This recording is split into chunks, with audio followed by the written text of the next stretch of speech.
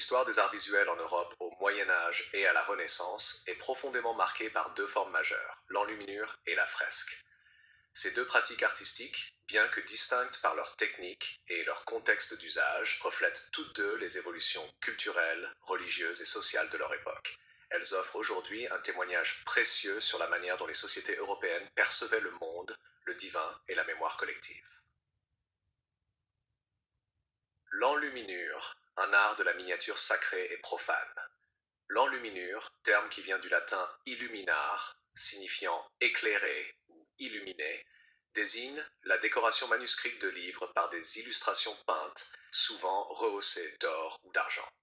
L'objectif principal était de rendre le texte plus vivant et sacré, mais aussi de le valoriser sur le plan esthétique et intellectuel. Les premières enluminures médiévales remontent au XXe siècle dans les monastères irlandais et britanniques, avec des œuvres comme le célèbre livre de Kells, qui illustre la fusion du texte sacré et de l'art ornemental celtique. Ces manuscrits sont caractérisés par des motifs complexes, des entrelacs géométriques et des figures stylisées, où chaque détail peut revêtir une signification symbolique. À partir du XIe siècle, avec la Renaissance carolingienne, l'enluminure devient un instrument de pouvoir et de prestige pour l'empereur Charlemagne et sa cour. Les manuscrits de cette époque, souvent réalisés dans les scriptoria monastiques, combinent influences classiques et innovations stylistiques. Les miniatures carolingiennes présentent des figures plus naturalistes que celles des manuscrits insulaires, avec une attention particulière portée aux proportions et à la perspective rudimentaire. Le XIIe siècle voit l'émergence d'une production plus diversifiée, notamment avec les manuscrits liturgiques et les livres d'heures. Ces derniers, destinés à la dévotion personnelle, permettent d'exprimer une intimité spirituelle et de transmettre des messages religieux à travers des cycles narratifs illustrés. L'enluminure gothique, qui se développe ensuite au XIIIe-XIVe siècle, se caractérise par une richesse chromatique, des contours précis et une ornementation abondante qui traduit la vitalité culturelle des grandes cités européennes. Les innovations techniques incluent l'utilisation de la perspective hiérarchique, où l'importance des personnages est indiquée par leur taille, ainsi que des fonds dorés, qui créent un effet de lumière divine autour des figures sacrées. Parallèlement, l'enluminure profane se développe, notamment dans les romans courtois et les chroniques historiques. Les artistes commencent à représenter des scènes de la vie quotidienne, des paysages stylisés et des épisodes chevaleresques, ouvrant ainsi la voie à un réalisme plus prononcé à la Renaissance. Les manuscrits enluminés ne sont donc pas seulement des objets religieux ou didactiques, ils reflètent également l'évolution sociale, intellectuelle et artistique de l'Europe médiévale. La fresque, un art monumental au service de la dévotion et de la mémoire.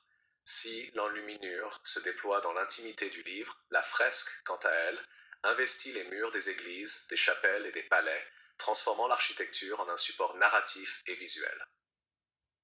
La technique de la fresque consiste à appliquer des pigments sur un enduit de plâtre frais, ce qui permet aux couleurs de pénétrer la surface et de se fixer durablement. Cette méthode exige une grande rapidité et maîtrise technique, car l'artiste doit travailler avant que le plâtre ne sèche. Les premières fresques médiévales en Europe sont souvent inspirées de modèles byzantins et romains, avec une forte stylisation des figures et une organisation hiérarchique des compositions. Les murs des églises romanes sont décorés de scènes bibliques, destinées à instruire une population largement illettrée. Les représentations sont schématiques, mais leur fonction pédagogique et spirituelle est primordiale. Elles offrent une lecture visuelle de l'histoire sainte, du jugement dernier aux vies des saints. L'architecture gothique, avec ses églises élancées et lumineuses, transforme la fresque en un espace où la lumière et la couleur jouent un rôle symbolique majeur. Dans les grandes cathédrales, les fresques se combinent avec les vitraux pour créer une expérience immersive. La lumière colorée traverse les vitraux, illuminant les murs peints et renforçant la dimension mystique de la dévotion. La Renaissance italienne marque un tournant décisif dans l'art de la fresque.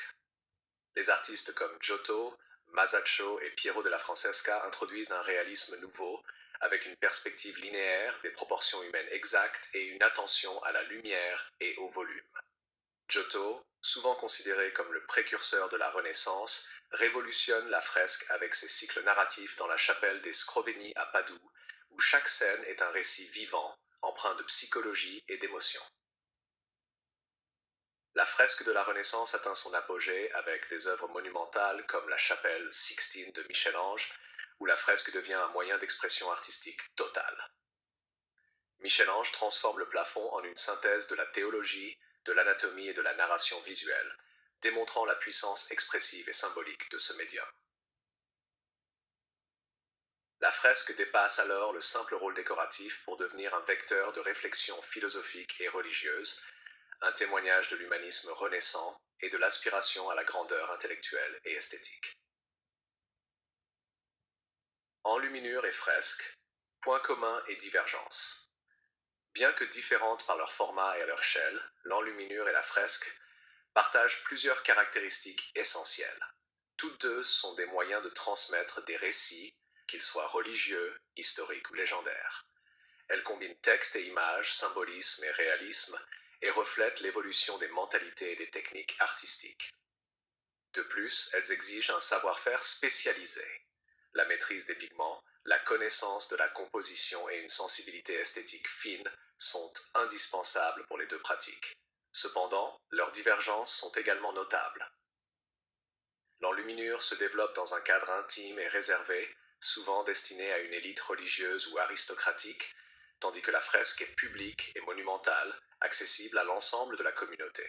L'enluminure privilégie le détail, la minutie et la délicatesse, alors que la fresque mise sur l'effet d'ensemble, la lisibilité et l'impact visuel à grande échelle.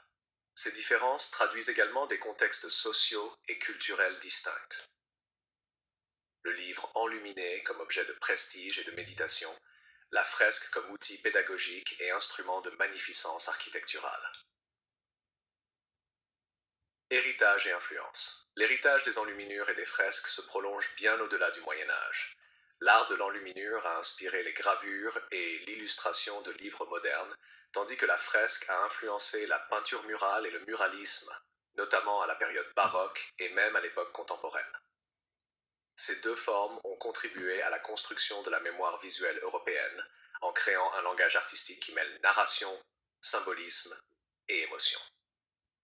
Les chercheurs et restaurateurs continuent d'étudier et de préserver ces œuvres, conscientes de leur importance historique et culturelle. Les enluminures, souvent fragiles et dispersées dans le monde entier, témoignent de la richesse intellectuelle et spirituelle des sociétés médiévales.